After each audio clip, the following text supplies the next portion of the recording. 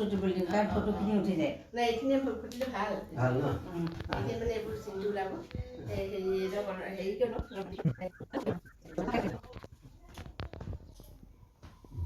তুমি এনেকৈ বহি ধুনীয়াকৈ আহিছে আহিছে ন তোলা কাণত দিয়া গামোচাখন নমস্কাৰ ছাৰ নমস্কাৰ নমস্কাৰ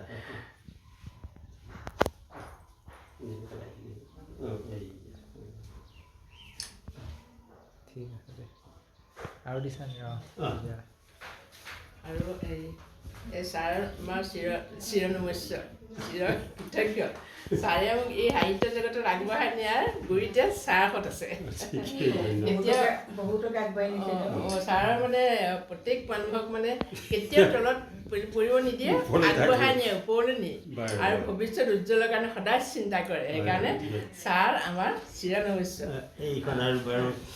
আজি আমাৰ বৰ সৌভাগ্য বুলি ভাবিছোঁ এগৰাকী অৱসৰপ্ৰাপ্ত শিক্ষয়িত্ৰী বকুল উচ্চ মাধ্যমিক বিদ্যালয়ৰ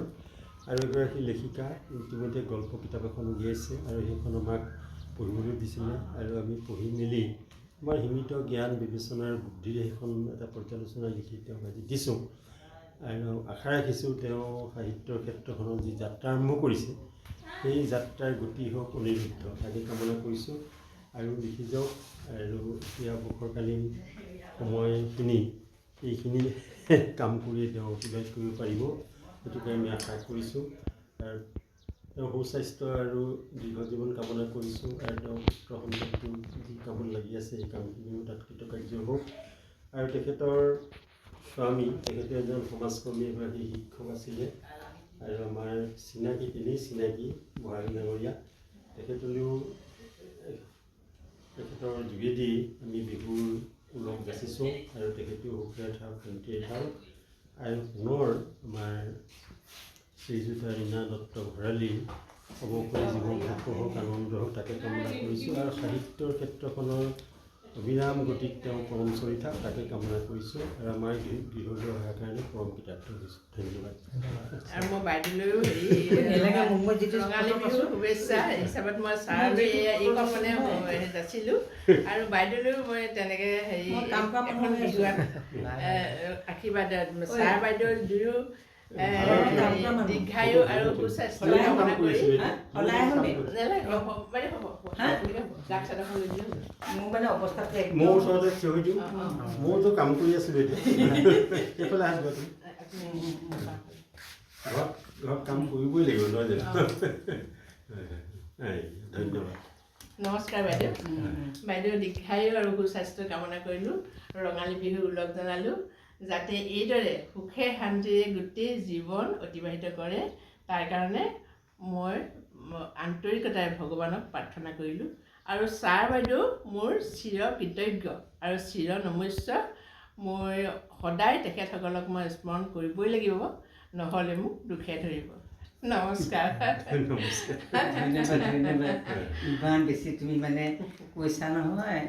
বহুত ধন্যবাদ হ'ব আৰু এইটো তুলি দিয়া তুলি দিয়া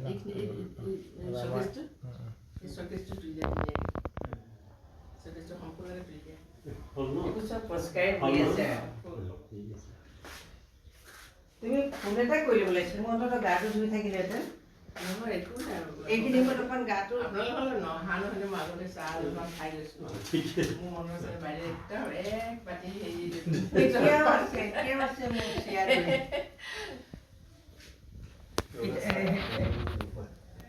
পিঠা পনাহে নাই চাহ কাম নেখালে বেয়া পাব নি একো নহয় তুমি খাব মন গৈছে খোৱা যদি বেয়া নাপায় তেতিয়াহ'লে মই নেখাওঁ যদি বেয়া পায় তেতিয়াহ'লে হ'ব বেয়া নাপাওঁ নালাগে খাবলৈ ইমান আজি আপুনি গাত গ'লে সোমাইছে বস্তু দি থৈ গৈছে ৰীণা দত্ত ভৰালী পূৰা সাজু হৈ আহিছে মোক এটা কৰোঁ ভাই মোৰ ফোন নাই নেকি তোমাৰ লগত আছে ইমান মই মানে ইও হয়তো ব্যস্ত হৈ আছে মই এইবিলাক ফোন কৰি মেলি আহিবলৈ মানুহক বেয়াই পাওঁ মানুহে মানে কি পাত ৰেডি হৈ লয় হেৰি কৰে মোৰ সেও পাইছে কুকুৰটোক ৰক্ষা কৰিবলগীয়া গম পাইছে তিনিটা মানুহক ৰন্ধা বঢ়াখিনি ৰেডি কৰি দিবলগীয়া হৈছে ৰান্ধিলে এই ল'ৰাটোৰ ফটোখন ৰাতিপুৱা উঠি বেয়া লাগি দেখি সেইকাৰণে হেৰি ল'ৰাটোৰ ফটো এখন এইখন ঢাকি থৈছোঁ কিন্তু ক'বা আৰু আমাৰ ভণ্টি এজনী তেনেকৈ পাইছিলে যে মোৰ ভণ্টিখন মানে জয়মতে থৈছোঁ ক'তো থওঁ